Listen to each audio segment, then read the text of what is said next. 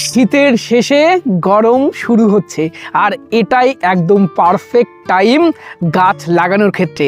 আমরা যারা ফলের গাছ করি এই সময়ে আমরা চাইছি আম গাছ লাগাতে, কেউ বা চাইছি মাল্টা মুসম্বি কিংবা কমলা লেবুর গাছ লাগাতে, কেউ বা চাইছেন বিভিন্ন জাতের এরকম পেয়ারার গাছ লাগাতে, আবার কারোর বা পছন্দ সবেদার গাছ ছাদ বাগানে একটা লাগাবো, কেউ বা চাইছি এরকম আনার কিংবা অন্যান্য ফলের গাছ লাগাতে। কিন্তু নতুন বাগানিরা অনেক সময় বুঝতে পারেন না নার্সারি থেকে কেমন ধরনের গাছ কেনা উচিত বা নার্সারি থেকে গাছ কেনার সময় কোন কোন বিষয়গুলো আপনারা দেখে কিনবেন। তাই আজকের প্রতিবেদনে আমরা আলোচনা করব নার্সারি থেকে আপনারা কি কি বিষয়গুলো দেখে গাছ নেবেন আর কোন কোন ধরনের গাছ নেওয়া উচিত, কোন কোন ধরনের গাছ আপনি কখনোই পারচেস করবেন না। চলুন আজকের প্রতিবেদন শুরু করা যাক।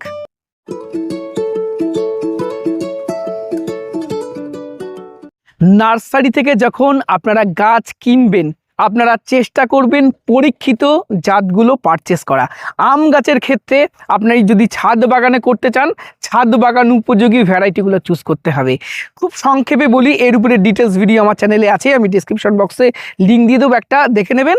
সংক্ষেপে বলি, যদি ছাদ বাগান উপযোগী গাছ অর্থাৎ ডুয়া প্রকৃতির প্রতি বছর ফল দেবে এরকম কিছু ভ্যারাইটির মধ্যে অরুণিকা করতে পারেন, অম্বিকা করতে পারেন, আপনি পারেন শ্রেষ্ঠা, লালিমা, প্রীতম্বর অর্থাৎ পুষার ভ্যারাইটিগুলো আপনি অবশ্যই করতে পারেন। সাথে বিদেশি ভ্যারাইটির মধ্যে আপনি মিয়াজাকি করতে পারেন, আপনি করতে পারেন কিং অফ চাকাপাত, নামডকমাই, কাটিমন, ব্যানানা, এই ধরনের পরীক্ষিত ভ্যারাইটি যেগুলো আমাদের ওয়েদারে ভালো হচ্ছে, খেতে ভালো হচ্ছে, রেগুলার বিয়ারিং এবং স্বল্প পরিসরে ভালো হবে, এই ধরনের ভ্যারাইটিগুলো করতে পারেন। লেবুরও কিন্তু অনেক ভ্যারাইটি বর্তমানে চলে এসছে, যে সমস্ত ভ্যারাইটিগুলো খেতে ভালো, যেগুলো রস শোকাচ্ছে না, আমাদের ওয়েদারে ভালো রেজাল্ট দিচ্ছে, এরকম জাতি আপনি করবেন।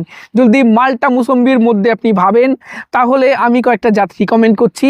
কাটল গোল্ড করুন, নিউ সেলার করুন, আপনি মিশরীয় মাল্টা করুন, ইন্ডিয়ান শিকি করুন, সাথে কাটার ভ্যালেন্সিয়া, অল ইন্ডা, ইয়েলো মাল্টা 2, এই ধরনের ভ্যারাইটিগুলো অবশ্যই করতে পারেন এবং ভ্যালেন্সিয়ার অন্যান্য জাতগুলো করতে পারেন। কিন্তু প্রথমেই যারা নতুন বাগানি রেয়ার দিকে যাবেন না, পরীক্ষিত জাত, কমন জাত, কম দামে ভালো চারা আপনি পারচেস করুন।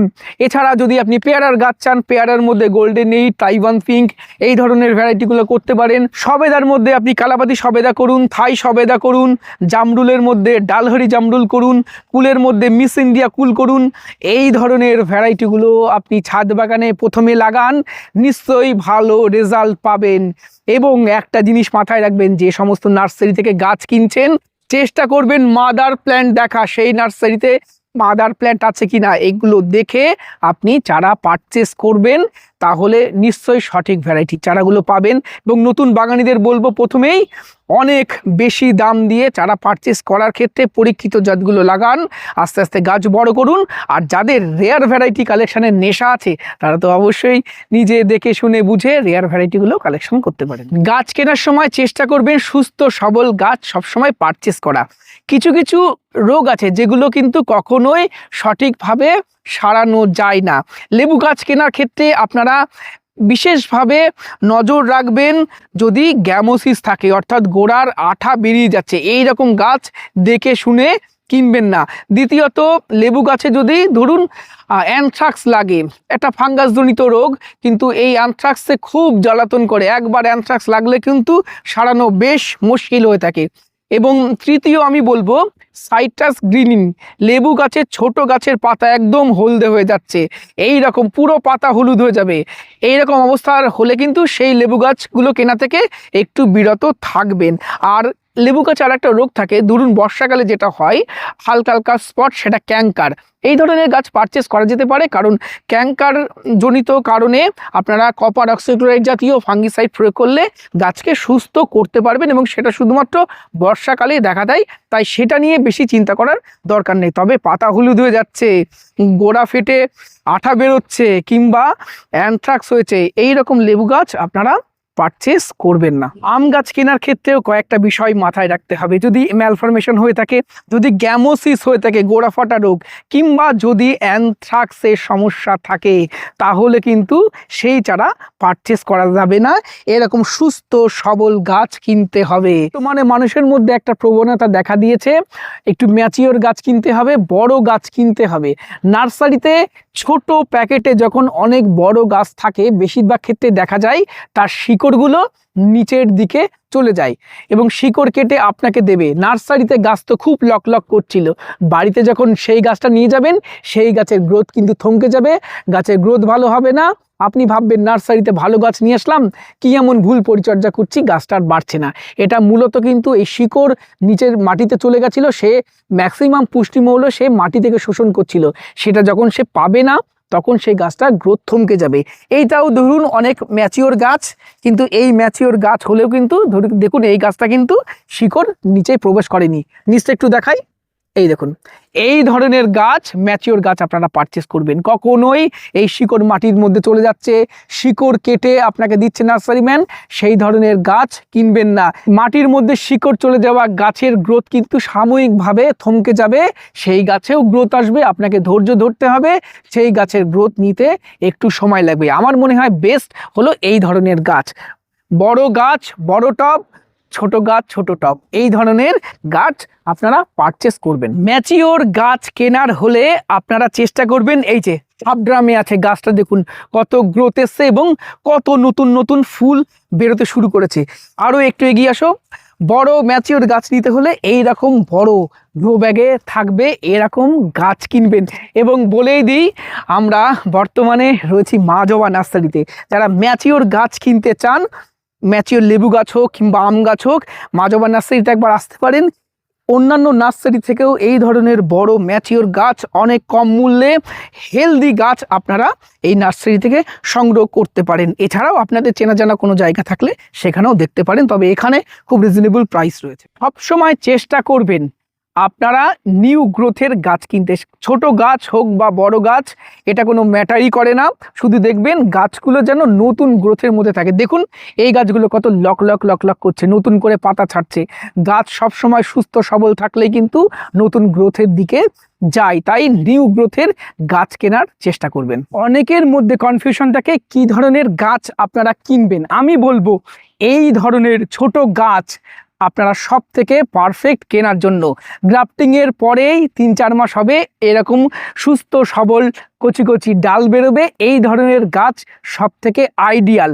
অনেক সময় আপনারা এই ছোট প্যাকেটে যদি 4 ফুট 5 ফুটের গাছ থেকে থাকে না, সেগুলো কিন্তু একটু সমস্যা, কারণ গাছের উপরে তো বাড়ছে, গাছের রুটগুলো কিন্তু বাড়তে পারছে না। ছোট প্যাকেটের মধ্যে সেই রুটগুলো এরকম গোল গোল ঘুরতে ঘুরতে গাছটা কিন্তু অলরেডি দুর্বল হয়ে পড়ে।